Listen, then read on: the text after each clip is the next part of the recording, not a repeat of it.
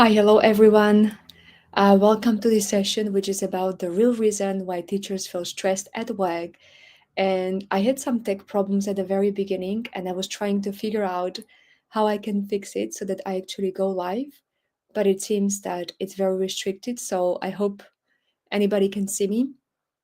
And maybe I'm just live on YouTube. I wasn't able to go live on Facebook and LinkedIn. But anyway, I'm just going to go ahead with the topic, and I hope some people will join. So, for those of you who are here or who will join the or who will watch the recording, what brought you to this session? So, what is this topic about, and how it is attractive and relevant to you? And the topic is again about feeling stressed and what is the real reason why teachers feel stressed.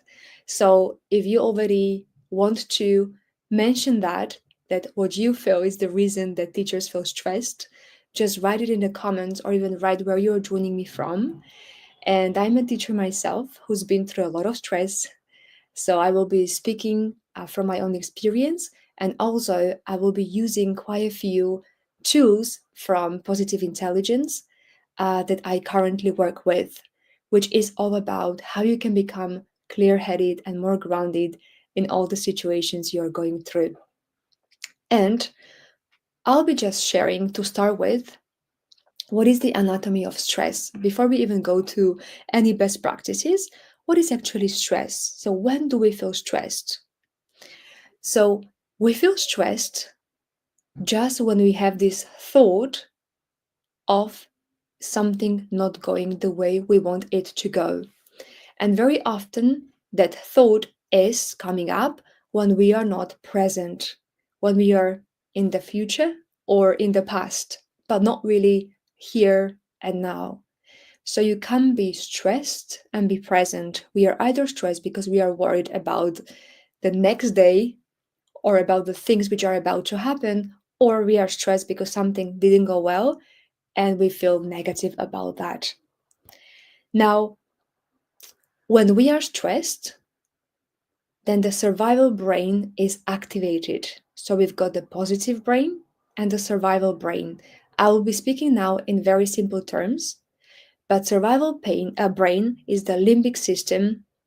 It's where the brainstem is, and is the part of left brain. And when we are stressed, this part is activated. And very often, what we do in that moment is that when we feel stress, we want to get out of that stress by thinking harder, like, how can I feel less stressed? That's usually what happens. But the opposite of it, as I already mentioned, is the positive brain, which is the part of right brain. And this is where you can actually gently contemplate on the reason of you feeling stressed, but not really thinking hard.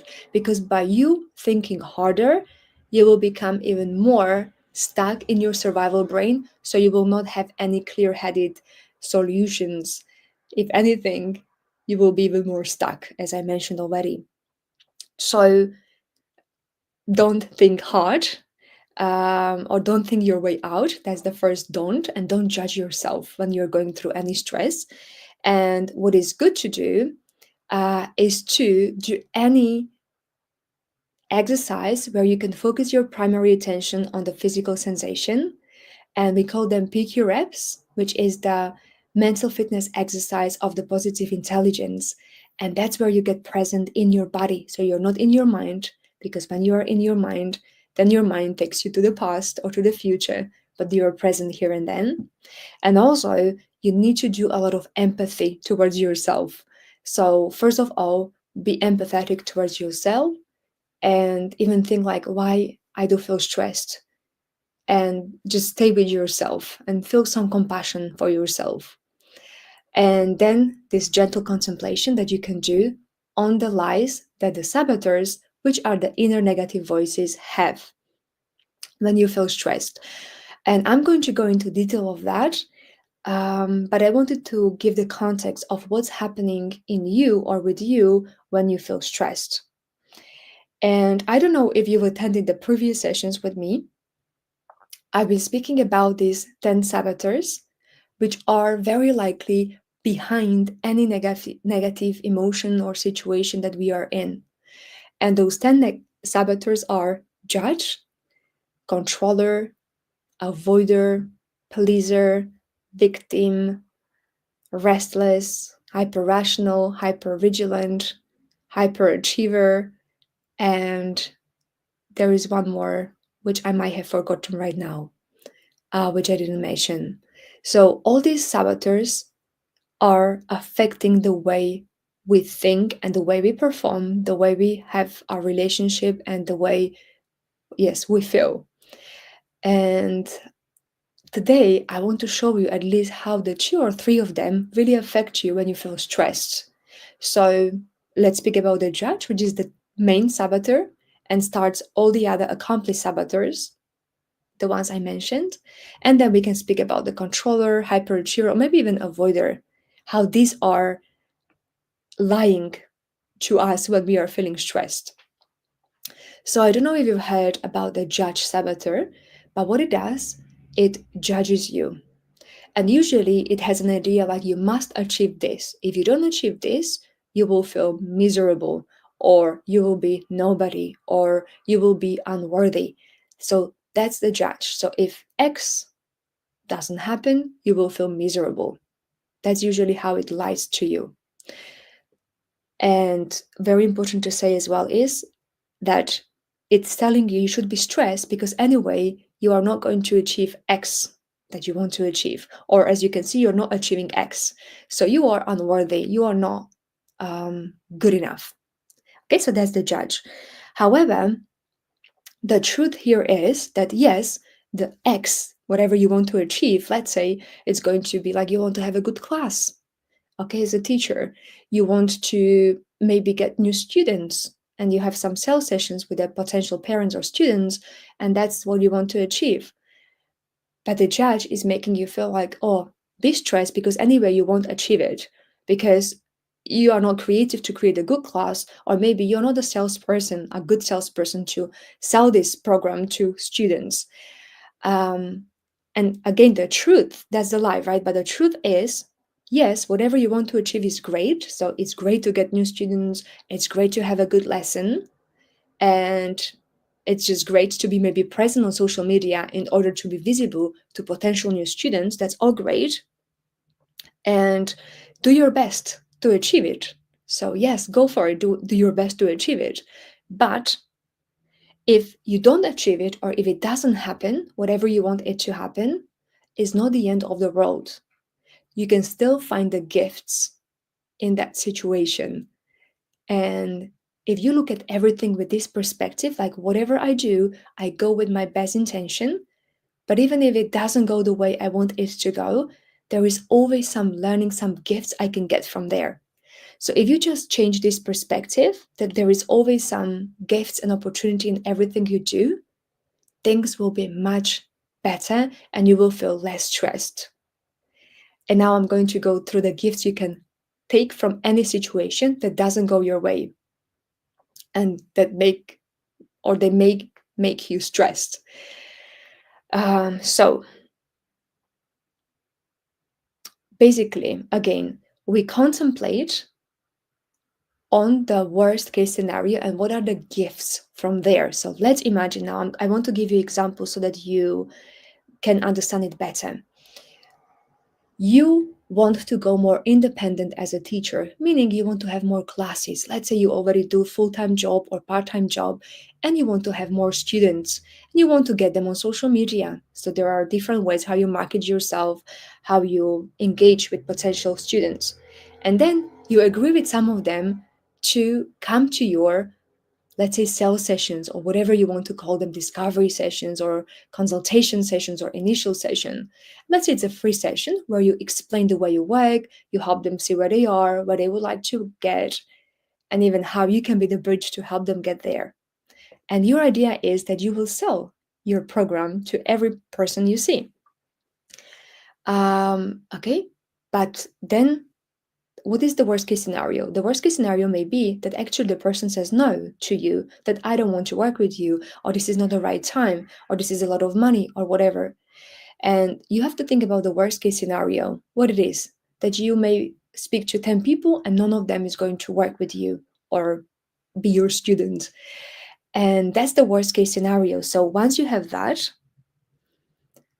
you're going to gently contemplate with on your judge saboteur, which is trying to judge you, how you can turn this worst case scenario into the gift or opportunity. So there are at least 3 types of gifts you can get from any situation, from any worst case scenario. The very first one is the knowledge. So you have these 10 sell sessions and you don't sell any of them. That actually happened to me. That's why I'm giving you this example. Now, the knowledge from here is that you will learn something that will bring you long-term benefits. So maybe it's a short-term loss that you didn't get these 10 potential students, but what is the long-term benefit? What did you learn? Maybe you learned that when you sell, it's not about perfecting the pitch, how you speak about your program, but maybe it is to actually listen to the other person, what they are saying, and just say it back to them to see if you understood them correctly. Maybe you will learn that for you to really sell successfully, you really need to separate their current state where they are and the desired state where they would like to be. Maybe that's what you learn. Maybe another thing you can learn is that you cannot push these things. So maybe it's a good idea, even when you go independent as a teacher, to still keep having your full-time job, your part-time job, to just have some of your bills paid, because you are going to then focus on the right things in that session, not on you needing to get money, but maybe on you wanting to help the other person who is there. So this is the knowledge, okay? The knowledge you can get, even if this worst case scenario happens, even if you don't sell 10 times in a row. The next thing is the power. So what is this about? This is about the mental strength you need to have for you to go through this situation, to grow. So as a consequence of this worst case scenario, what is this worst case situation, right? That can happen, and how you can grow your mental strength in order for this situation to go through this situation. So maybe it can be the power of resilience, mental resilience, which means you're not going to give up just after these 10 sessions and you say, okay, this is not for me to be a teacher entrepreneur. Maybe it's this mental resilience, or maybe it's the power of being a really active listener who is flowing through that session and not really being attached to the script you had. And for that, for you to build this power, this mental strength, maybe you need to practice more with other teachers so that you are ready for these sales sessions and you don't feel like you are really following rigorously the script and you forget about the other person who is actually there, and you need to be present to whatever they are saying. So it may be the power again of mental resilience, or the power of being an active listener. And imagine if you learn and if you can gain these mental strengths and powers, you will be invisible for the rest of your life. Like, this will be amazing power to build for you as a teacher. And the third one is actually the gift of inspiration, which means every time when you feel stressed about the situation, let's say, oh, I may not sell to this person, or oh, I may not create the best lesson program or plan for my students. So every time when you feel stressed, use this time, take it as a gym, mental fitness gym, where you're going to focus on kind of another goal you set, or maybe intention you have. So let's say every time you feel stressed, you're going to go for a short walk. And let's say the other goal you have is to be a mentally fit person, or like a physically fit person.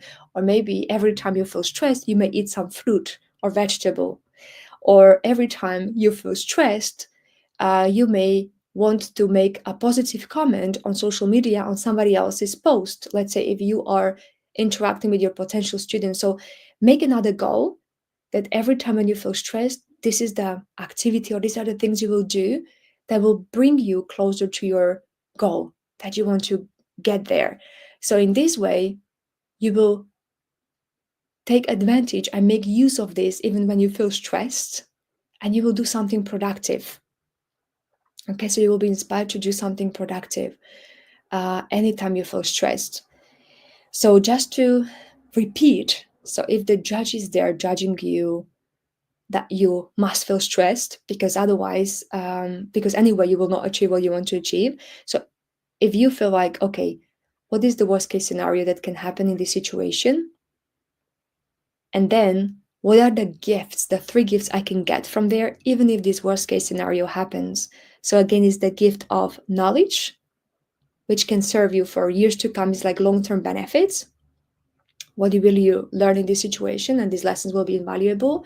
Then the next one is actually power or mental strength you have to develop to even go through this situation. So imagine how much stronger you will be if you go through this worst case scenario, which may not even happen, but in case it happens. And the third one is inspiration.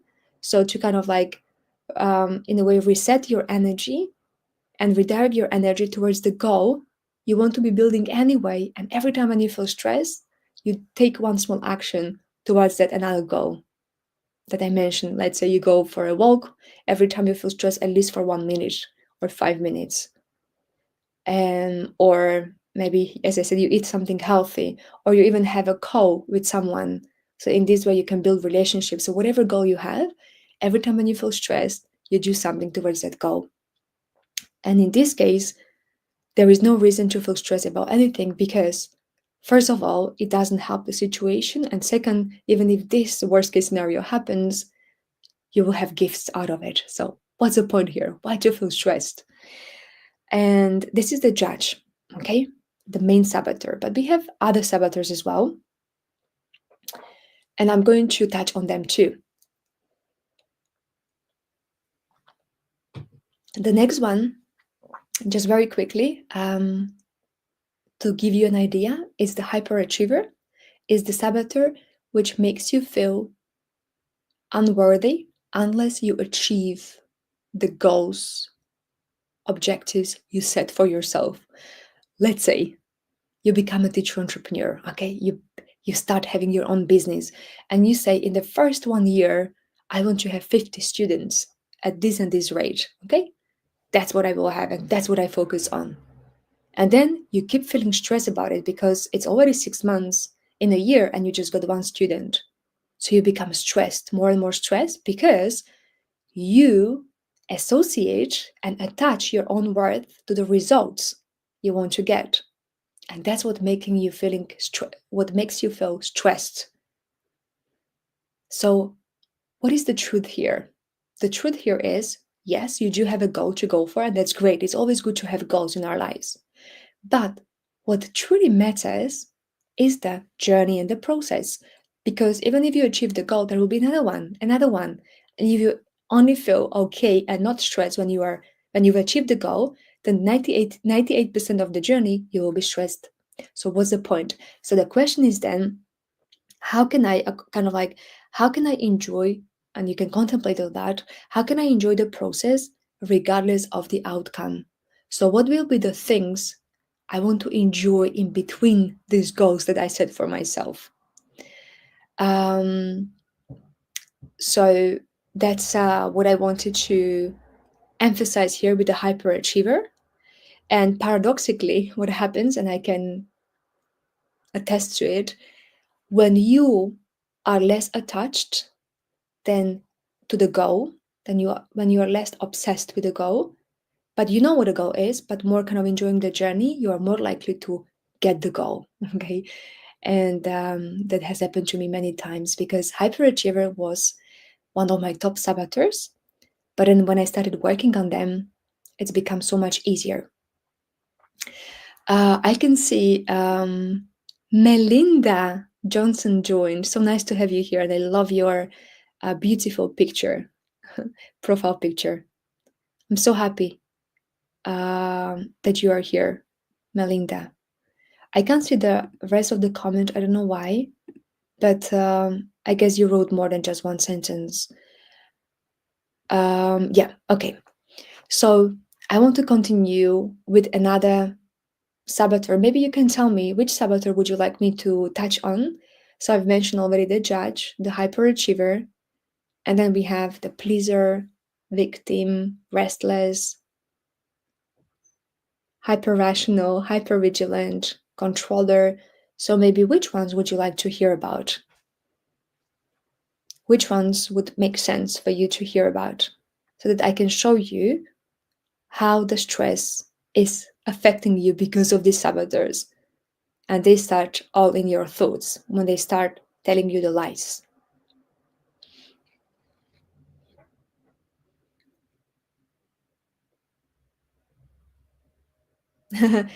Melinda is saying, I want to listen to all of them. Okay, so I will mention a few more. Let me just continue with controller, saboteur. This is the saboteur when we feel like I'm excited about achieving all of that, but it has to be my way. If I don't, if it's not my way, then it's not even worth pursuing, and I won't even be able to achieve it. It has to be my way on my own terms. So that's the controller. And you can see already how that is dangerous, how that puts you in stress, because whenever you deal with life and with people, nothing is really straightforward and kind of like easy as you say, as you want it to be. So the controller has this tendency to feel like you have to control every single detail of the journey. And actually, that's causing the stress.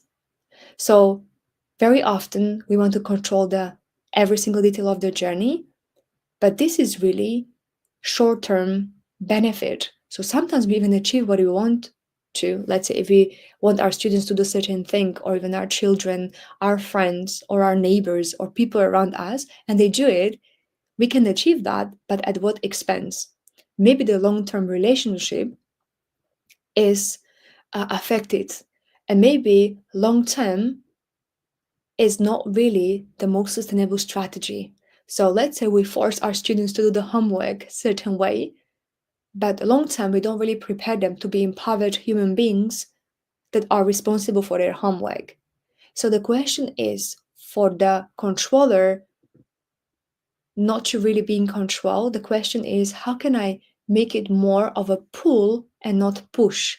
Meaning, how can I inspire other people to be part of this mission, vision, whatever I do, and not push them to be part of it? Because the more I push them, the more I want it to be my way, the less likely it is to happen. So that's the controller. Now, Amber is mentioning the avoider. So, the avoider, what happens with the avoider saboteur gets stressed when there are too many steps, or maybe it's a difficult step. If it's not a clear step, then the avoider feels like, anyway, I don't know how to prepare what to do. So let's say you want to look for your own students online, but you don't really know where to start. What is the first action you can take? Even in which order? How often a day? So you don't know even the first step to take. So the avoider will already associate it with, it doesn't really make sense anyway. It's a complicated thing to do to look for your own students. And then it causes you stress. And then as a result of it, you don't do anything. You don't even take one single action. And if you don't take one single action, then maybe it's pleasant short term in a way you feel like, oh, I avoided it for a day, for a week, for a month. But long term, you're actually going farther or not coming closer to where you want to be as a teacher entrepreneur, let's say. And that causes you a lot of stress and then frustration and maybe even anger or maybe sadness. But it starts with the stress. So that's how the avoider, when the avoider doesn't have the clear steps. So, what could be a good action to feel less stressed when it comes to the avoider saboteur is just to focus on the one next step. So let's say you want to look for your students on social media, online, in different places. So what is the first step? The first step may be just to open your LinkedIn profile And that's not stressful. If you are present with this step, everybody can just type in LinkedIn in Google or whatever, or open the app if you have the app, open your LinkedIn. That's the first step, okay? The second step can be just type in the type of the students you would like to work with. Let's say I was working with psychologists, okay? So I would just write psychologist there in the search bar. I can do that, that's not stressful. Another thing can be look at all the names of the psychologists and whatever description they have with their profile on that LinkedIn. That's not stressful either when you just look at it. Then maybe even read in more detail what their profiles are about. That's not stressful either if you are really present with that task. Then maybe the next one is, what is the message I could send to them to make them aware who I am and what I do, and maybe even how I could help? So writing that message may not be stressful. Then another one is just copy that message, paste it in that chat box. That's not stressful. And you're present with it. Then the next one is just to click on send. That's not stressful. So if you really kind of split this big task, like, oh, I'm looking for my own students, into smaller steps, it's like the domino. You just start with the first one, and then every next step is easier and easier and easier. It somehow happens more naturally. And then if you do it a few times, it becomes less stressful, and then it becomes your habit. And usually we like our habits because they are not stressful, right? The habits are not stressful because we do them automatically, naturally, and they are part of our routine. So I just wanted to show you how the avoider may be feeling you, maybe making you feel stressed. Was this helpful, Ambar, for the avoider? I'm just wondering. But again, I wanted to remind you, those of you who maybe joined later, that the stress already begins in your mind when the saboteurs are lying to you that you should feel stressed because whatever you want to achieve, you may not be able to achieve, or whatever you did, it was not the right thing to do. So they make you feel stressed, and then you're either stuck in your past or in your future, but not really present. If we are present, we cannot be really stressed. It's kind of hard to be stressed and be present.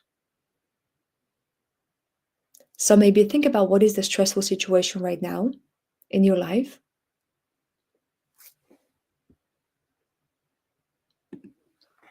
Amber is saying, that's helpful. I have some work to do because hitting send is very stressful at the moment. Okay, so this is a very good question, Amber. So imagine this is the stressful thing. So you have the message ready, you even know who to send it to, but just hit send is stressful. So why is it stressful for you, Amber? I would like to guide you here. Why is it stressful to hit send? What is stressful about it?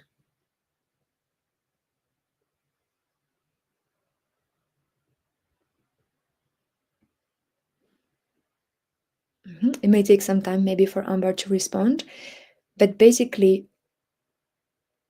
what is the reason why you feel stressed about this hitting send?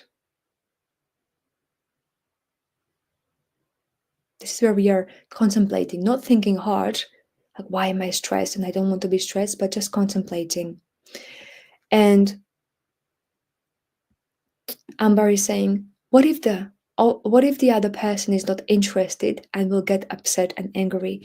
Okay, so now imagine the other person, the worst case scenario. You can imagine the best case scenario in between. There are many scenarios. It's not just one or two. There are 100 different scenarios, okay? But maybe imagine the one that you are most scared of. Okay, so it's the worst thing, that nothing worse can happen than this. So let's say the person gets really angry and upset and they even start shouting at you like, how did you dare to send this message to them? Don't you see that I am having this and this certificates, or my English level, whatever you want to help them with, is this and this big? So that's the worst case scenario. Now, imagine that happens. Okay, this worst case scenario happens. So if this happens, how will you survive?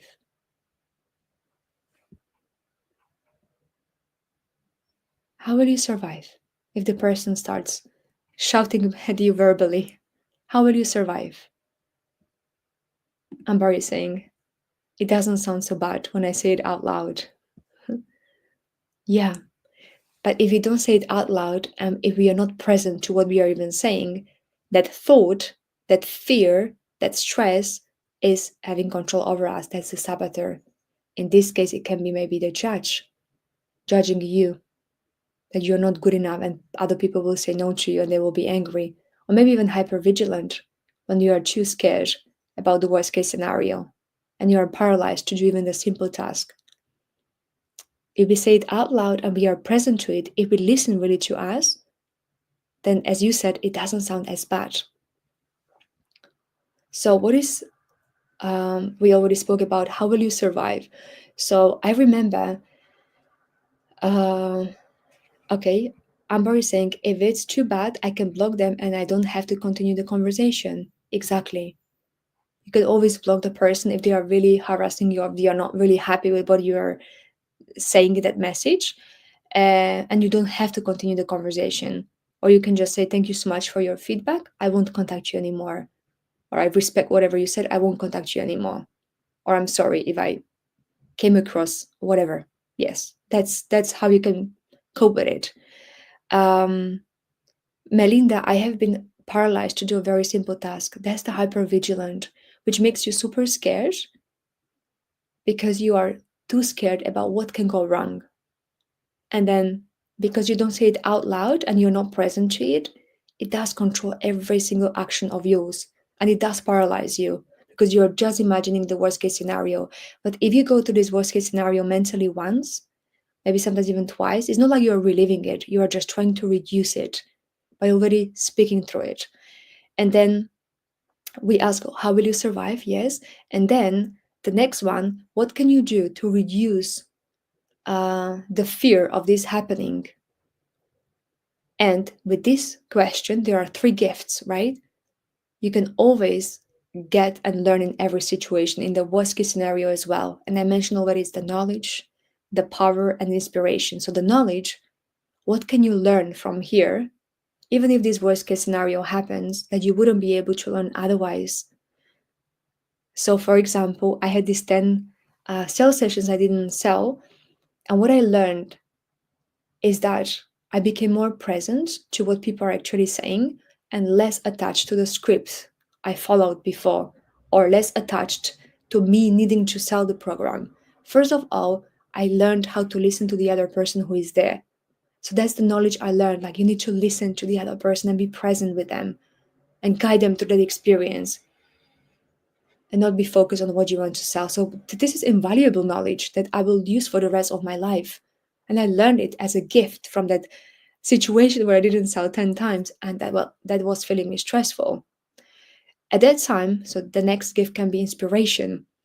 I wanted to become a teacher entrepreneur who is mentally resilient, who can go through everything, even though there will be a lot of obstacles. And what I was doing every time when I got a no from somebody or when something didn't go my way in these sales sessions, I was imagining how kind of my mental resilience muscle is growing like by 1% or even 0. I don't know, 1% every time. I felt like, wow, I managed another situation. That's my goal, to be really mentally resilient as a person, as a coach, as a teacher. So instead of stressing about it, or every time when I wanted to stress, I was using it as a gift to build more muscle for mental resilience. And then the power, the gift of power, is like, what is the mental strength or power you can gain as a consequence of this worst case scenario? For me, it was like I became an active listener, somebody who is present when the other people are speaking, and somebody who is less attached to the outcome. That's the outcome, like you're more flowing as a person. That's a great mental strength to have, to flow with the conversation, with the sales, with the client. Amber is saying, I heard a phrase recently, there is no failure, only feedback. Yes, I keep telling myself that. Exactly. There is no failure, only feedback. So I even say there is no failure, only gifts. And actually, feedback is gifts, isn't it? Depending how we look at it, it can be the very same situation, and two different people can look at it differently. So you may not sell one day or to one person or even three in a row. One person can say, "What a failure I am. I'm useless. I'm unworthy. This won't work for me. This is not working, is not going the way I want it to go." The other person can be saying, "I didn't sell, but I learned two more pieces of information about my niche." Or I realized I can improve and be a better listener. Or I realized I'm more entrepreneurial because I'm not giving up at the first obstacle. So the same situation, two different perspectives, depending if you look at it from the sage perspective, when you are present to what it is, and you look at what's truly important here, what I'm learning here, or from the saboteur perspective, when it's like trying to make you feel negative about everything you do. So that's what I wanted to summarize. Um, Melinda is saying, I have seen the results of my resilience this summer. Yes, Melinda, you had the challenging situation you went through, so I'm so happy you built this muscle of mental resilience and you didn't let the stress to completely take over you. Okay, so that was what I wanted to summarize for you. And I'm happy you've been here and you can watch the recording for those of you who just joined later. And I'm so sorry the tech was not working at the beginning, so I potentially am only live on YouTube right now, but not on LinkedIn and Facebook. And I want to show you as well what you can expect in the future sessions, or like what you can expect, what other future sessions you can expect. Um, and I have these sessions every other week, which I will see if I continue in them, depending on how many people are live here. But also, we have other sessions for teachers. And this one is going to be on the 28th of August. And it's going to be a session with James, and I'll be there as well. It's about artificial intelligence fluency. So, how can we use artificial intelligence as teachers in such a way that we are not replaced by it, but we use it as the most useful tool? Okay, so this will be a 2-hour workshop, and if you want to join, you need to register here for free. All these events are free. We also had an event with James and James, how you can use AI to support students. So you can rewatch this one. Okay, you have all the recordings here. And then you have sessions with me every other Wednesday, which is about mindset for teachers. Okay, and you can watch all these previous recordings here, or even listen to my podcast. And of course, we have other sessions that we had in the past. You just scroll through them and you can see all of them, even from last year and year before. Okay, so if you feel like you would like to do that, please do that. I will just copy and paste this for all of you and let you enjoy it. Okay. Yes, it was nice to have you here. And Melinda is saying, I have been using AI as tool for my teaching. That's great. So it's a very good tool you can use as a teacher, and that you can help students with anyway, because they are exposed to AI already. So if you can teach them as a teacher and make it even easier for them, that's even better. They are more likely to stay with you. So I'm so happy to have you here, and I hope to see you in 2 weeks' time for those of you who want to join. Maybe even give me suggestions for the topics you would like me to speak about. A topic that you would feel like, yes, this is something that really resonates with me. Let me know and have a beautiful day. Thank you so much for being here.